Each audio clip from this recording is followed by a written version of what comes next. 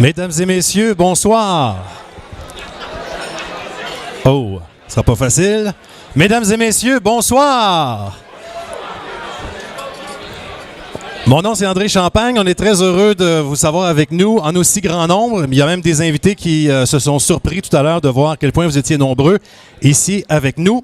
Alors, M. Louis Plamondon, député fédéral de Bécancour-Nicolet-Sorel, Mme Lynne Latour, représentante de Sylvain Rochon, député de Richelieu, M. Gilles Salva, préfet de la MRC de Pierre de Sorel, différents élus qui sont avec nous et les deux maires qui sont de part et d'autre du fleuve où peut-être le pont arrivera-t-il bientôt, Serge Péloquin et Gérard Jean, respectivement de Sorel-Tracy et Lanoraie. Mesdames et messieurs, bonsoir et merci encore une fois d'être avec nous.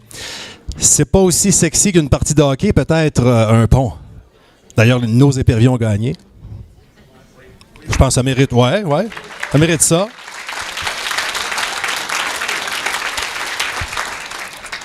Sauf qu'un pont pour le développement économique d'une région, ça peut être très, très important. Et c'est le genre de questions auxquelles on va répondre aujourd'hui. Alors, je vous ferai un peu la description de comment ça va se dérouler après le mot de bienvenue de M. Richard Saint-Germain, qui est président du regroupement des citoyens et citoyennes pour la construction d'un pont entre Sorel-Tracy et Lanoraie. Vous tous qui avez à cœur le développement économique de nos régions. Rebienvenue à Luc Poirier, à Luc Poirier à Sorel-Tracy et aux personnes qui l'accompagnent, M. Lefebvre, qui est ingénieur en structure, et M. Bethez, qui, ce dernier, je crois, a travaillé à la modélisation financière de notre projet des parcs éoliennes. Je voudrais saluer la présence aussi, quitte à me répéter avec André, là, la présence des gens de la Rive-Nord, particulièrement le maire, M. Gérard Jean, Mme Nantel, la mairesse de Berthier, Martine Lemaire, attachée politique au bureau de la députée de Berthier-Masquilongé, Mme Ruth Brousseau. Je voudrais aussi souligner la présence du maire de Sorel-Tracy, M. Serge Péloquin, et de la majorité de son conseil municipal. Merci à vous tous. Ainsi que celle de Louis Plamondon, notre député Nicolette Bécancour-Sorel, les gens du bureau du député de Richelieu, sans oublier tous les représentants des autres partis politiques, comme la Coalition Avenir Québec, M. Jean-Bernard Raymond, bienvenue, ainsi que les différentes instances, notamment les gens liés à notre développement économique. En espérant avoir couvert tous les angles, on ne saurait passer sous le silence la présence de pionniers, de gens qui ont véhiculé depuis longtemps l'idée d'un pont sur le Saint-Laurent. Parmi nous, deux personnes qui portent le flambeau depuis des dizaines d'années, M. Jean-Yves Landreville, M. Régent Dauplaise,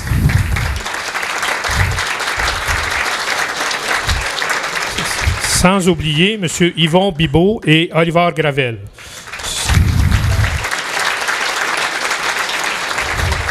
Ce dernier nous a dit qu'il était de tout cœur avec nous, mais malheureusement, il ne pouvait être présent.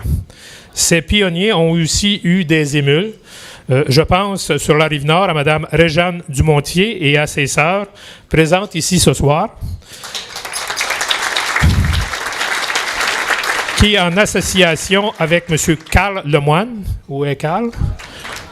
Ah, M. Carl Lemoine, qui ont été les initiateurs de pétitions de plusieurs milliers de signatures, voire même 9000. J'ai le document ici, là, il y a quasi 9000 signatures dans ce document-là qui font la demande d'un pont. Je suis doublement content de la présence ce soir parmi nous des hommes et des femmes politiques. Parce que même si nous l'avons répété plusieurs fois, Pont Sorel-Tracy-Lanoraie 2018 est une démarche strictement économique. Ce sont eux, à un moment donné, qui auront apporté le flambeau après nous autres, les citoyens et citoyennes qui réclamons le pont, pour faire avancer ce projet de pont. On le sait, la proposition de Luc Poirier est innovatrice au niveau de sa réalisation. Comme je ne veux surtout pas lui voler ses punchs, je voudrais simplement sensibiliser tout le monde au fait que 2028 peut paraître éloigné comme date, c'est quand même relativement proche. Si on commence à penser le tout en termes d'accessibilité sociale et des lois environnementales à respecter, sans oublier tout le cadre réglementaire qu'il faudra considérer pour, disons-le, l'adopter, parce que pour une rare fois, l'habituel enjeu financier dans le projet d'infrastructure n'est pas en cause présentement. Encore une fois, je ne veux pas lui voler ses punchs. Je vais vous laisser, Luc, vous compter tout ça. Ce qui est surtout important, ce sont les bénéfices que nous, comme citoyens et citoyennes des deux côtés du fleuve, nous en retirerons. Nous prenons la même méthode que le calcul de construction du nouveau pont Champlain. On parle de retombées économiques de 300 millions de dollars et une embauche pendant 2 à 3 ans de centaines de personnes. On parle d'une infrastructure qui nous positionnera à l'intersection d'un important corridor d'échange économique en émergence en nous intégrant dans un immense quadrilatère routier créé par la 40 sur la Rive-Nord, la région de Montréal et toute la Montérégie par l'autoroute 30, ce qui favorisera le développement d'entreprises dans l'axe Lanoret, Sorel-Tracy, Contrecœur, Valleyfield en direction du nord-est des États-Unis. Ce projet va aussi améliorer notre positionnement dans le cadre de la stratégie maritime du gouvernement de Québec, ce qui n'est pas pour déplaire à Serge Péloquin, maire de Sorel-Tracy, qui a fait du réaménagement déjà réalisé des anciens terrains de la centrale thermique, l'un des chevals de bataille lors des élections municipales en novembre dernier. En fait, ce projet d'infrastructure, si on le regarde strictement du point de vue Sorel-Tracy, est le plus important depuis 1950.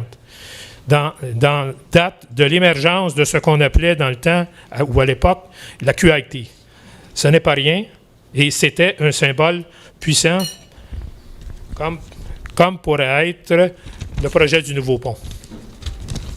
Excusez-moi de lire, là, mais je n'ai pas l'habitude de nos politiciens, ça ne m'arrive pas souvent. Bref, ce projet de pont renferme un potentiel de retombées économiques. De plus, il ne faut pas oublier qu'il permettra de désenclaver Sorel-Tracy en contribuant à sa vitalité, à son développement récréo-touristique et à son accès. Surtout, le pont fournira une alternative de transport flexible à prix compétitif pour les citoyens et les citoyennes qui devront accéder aux deux rives du fleuve Saint-Laurent sans délai et sans entrave. En conclusion, avec l'émergence du port de Contrecœur comme pôle logistique, le pont Sorel-Tracy aura un impact considérable sur notre développement économique, donc sur notre niveau de vie. De façon terre à terre, j'aurais le goût de vous dire, tout en sachant que le diable est dans les détails et que rien n'est jamais aussi simple.